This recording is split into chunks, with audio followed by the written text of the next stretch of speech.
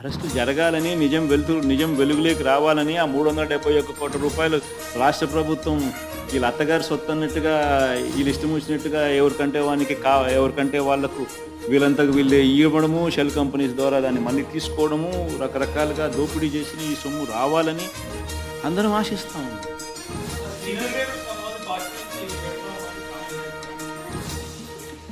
ఎవరు పోతా ఉన్నా సీనియర్ లీడర్ పోతా ఉన్నాడు.